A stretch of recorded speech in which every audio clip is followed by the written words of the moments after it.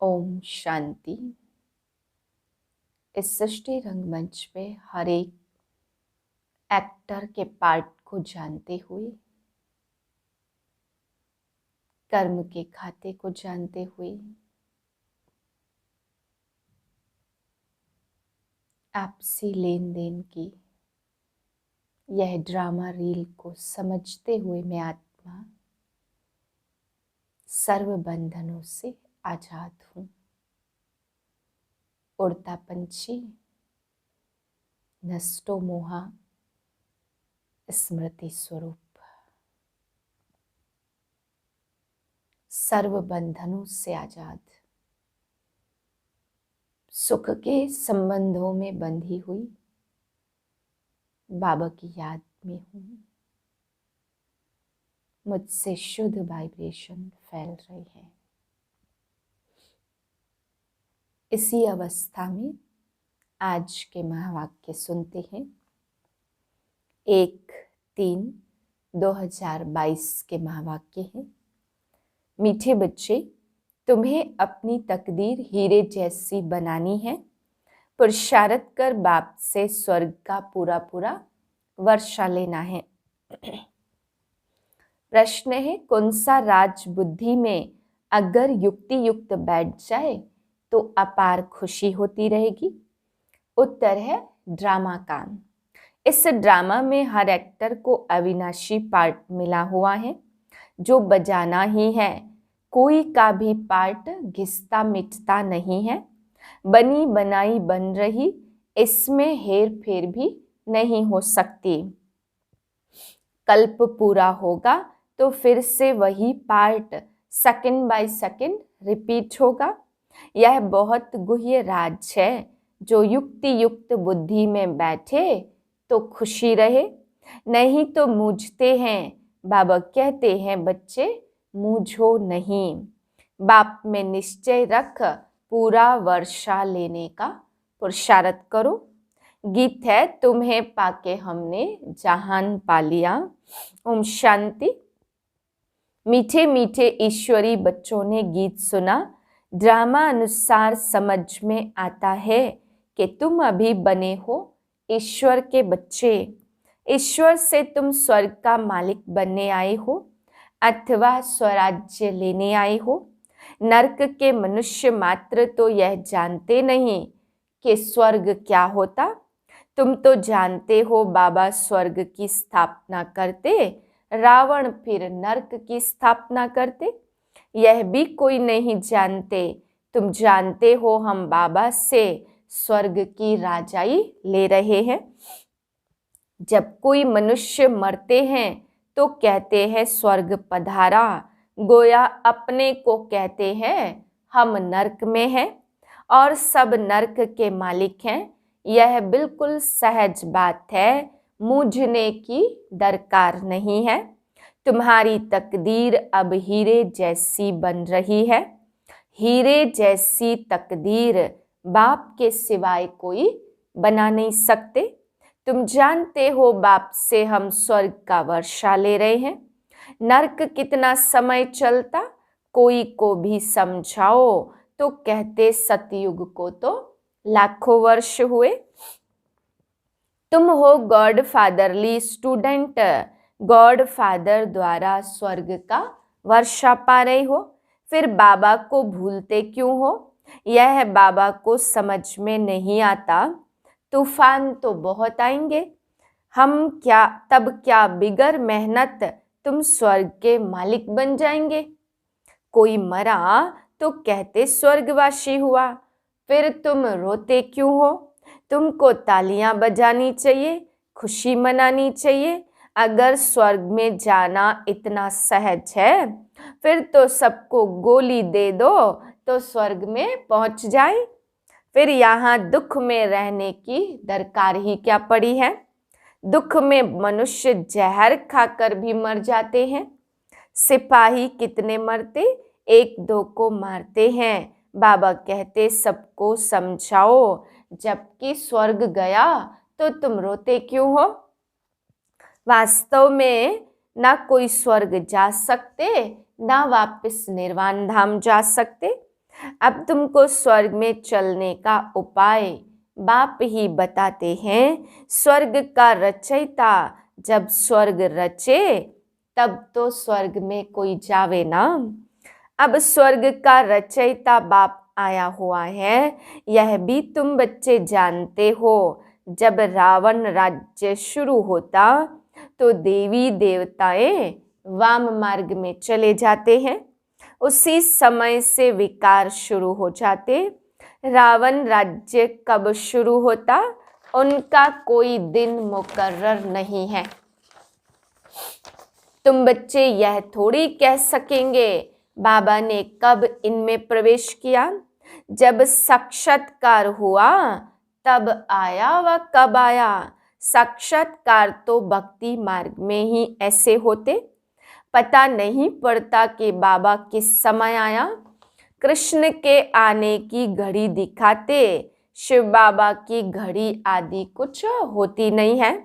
बाबा तो मालिक है, कब आते हैं पता नहीं पड़ता। यहाँ मुरली से समझ जाते। बाप समझाते मैं कालों का काल हूँ, मैं सबको वापस ले गया था। सतयुग में तो थोड़े थे, कलयुग में तो कितने ढेर मनुष्य है। नई दुनिया के लिए तुमको पढ़ा रहा हूँ। तुम जानते हो बाबा से हम वर्षा लेने आए हैं। कल्प कल्प वर्षा लेते और गवाते हैं। अभी फिर पुरुषार्थ करना है, पूरी नॉलेज लेकर औरों को देनी है। यह है अविनाशी वर्षा जो अविनाशी बाप से मिलता है।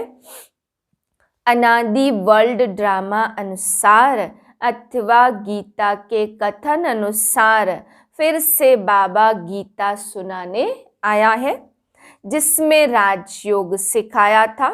शास्त्रों में तो अगड़म बगड़म कर दिया है। युक्ति से समझाने वाला भी चाहिए।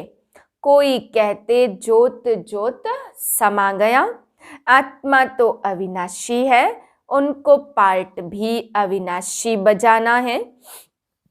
उनका पार्ट कभी भी घिस नहीं सकता, कभी मिट नहीं सकता। बनी बनाई बन रही है, उसमें अदली बदली भी हो नहीं सकती। कितना वंडर है, इतनी छोटी सी आत्मा में अविनाशी पार्ट भरा हुआ है। ड्रामा को भी पूरा युक्ति युक्त समझना है। कई तो इन बातों में मूझ जाते हैं। पहले तो बाप में निश्चय होना चाहिए कि बाप से जरूर वर्षा मिलना है। 84 जन्म भी लेने पड़े। देखते हो सेंटर खुलते जाते, जहां सब नरकवासी से स्वर्गवासी बनते। यह सब कुछ ईश्वर अर्थ है।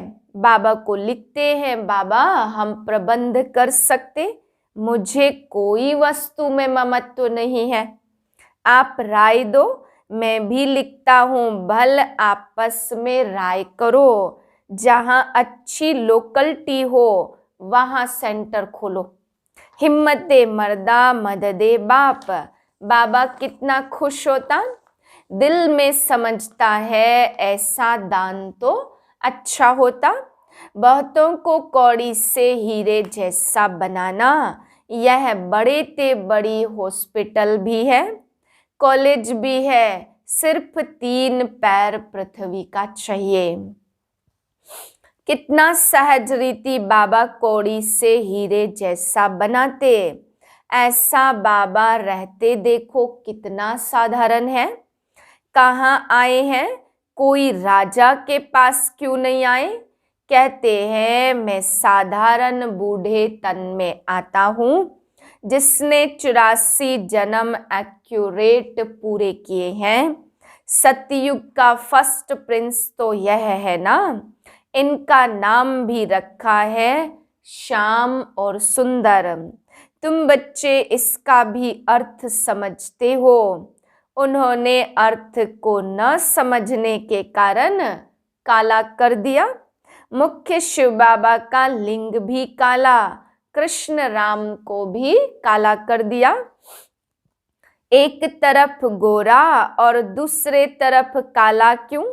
जगन्नाथ के मंदिर में शक्ल ऐसी दिखाते जैसे अफ्रीकन लोग। कहाँ कहाँ नारायण को भी काला कर दिया, कहाँ लक्ष्मी को भी ऐसा दिखाते। अब वंडर लगता मनुष्यों की बुद्धि कैसी है।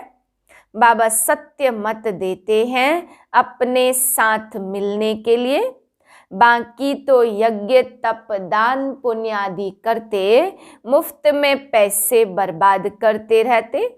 फिर क्यों कहते हो कि हे पतित पावन आओ, हमको स्वर्ग की स्थापना करने वाला बाप मिला है, तुम ज्ञान सागर कहते हो, तो वह एक निराकार को ही बुलाते। ग्रस्त व्यवहार में रहते हुए तुम 1 घंटा आधा घंटा निकाल सकते हो। अगर यहाँ आकर बैठ जाए, यह तो सन्यासियों का ज्ञान हो गया। तुम बहुत वर्ष भट्टी में रहे, फिर भी तकदीर। कोई को तो माया खींच लेती, ऐसी माया प्रबल है। बाबा कहते बच्चे धीरे धीरे परिपक्व अवस्था में आते जाओ। तुम जानते हो हमारे 84 जन्म अभी पूरे हुए हैं। तुम्हारी बुद्धि में सारा झाड़ सब धर्म है, वहां भी अलग अलग सेक्शन है। बाकी मोक्ष किसको मिल नहीं सकता, ऐसे नहीं बुदबुदे मिसल आत्मा परमात्मा में लीन हो जाएगी, फिर तो सारा पार्ट ही खलास हो जाए, सब ज्योति ज्योत में समा जाए, खेल ही न चले।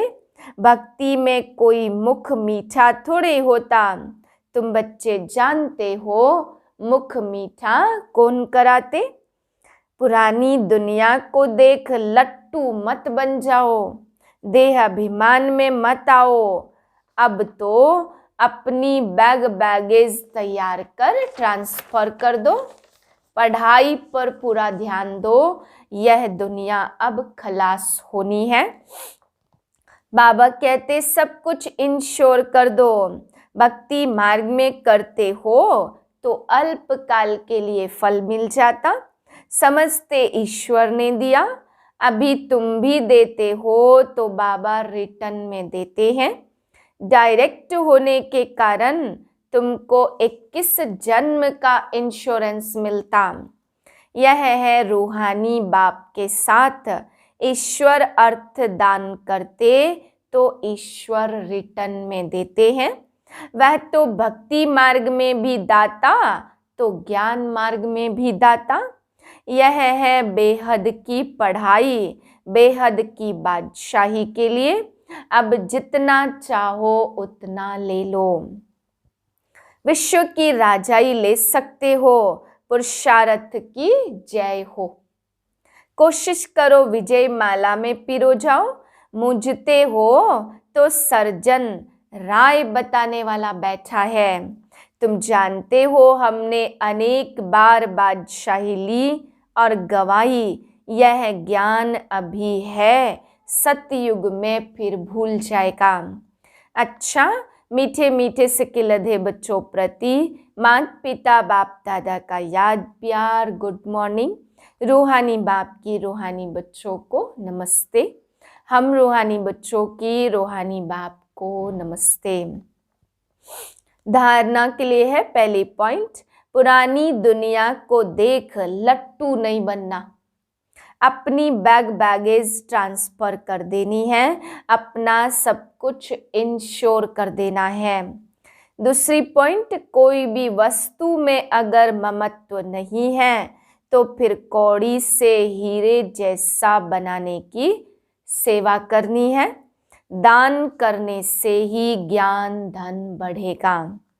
वरदान है निमित्तपन की स्मृति से हर पेपर में पास होने वाले एवर रेडी नष्टो मोहा भाव। एवर रेडी का अर्थ ही है नष्टो मोहा स्मृति स्वरूप। उस समय कोई भी संबंधी अथवा वस्तु याद न आए, किसी में भी लगाव न हो, सबसे न्यारा और सबका प्यारा। इसका सहज पुरुषार्थ है निमित्त भाव। निमित्त समझने से निमित्त बनाने वाला याद आता, मेरा परिवार मेरा काम है, नहीं, मैं सिर्फ निमित्त हूँ।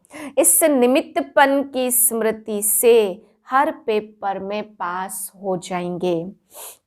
स्लोगन है, ब्रह्मा बाप के संस्कार को अपना संस्कार बनाना ही फॉलो फादर करना है। ओम शांति।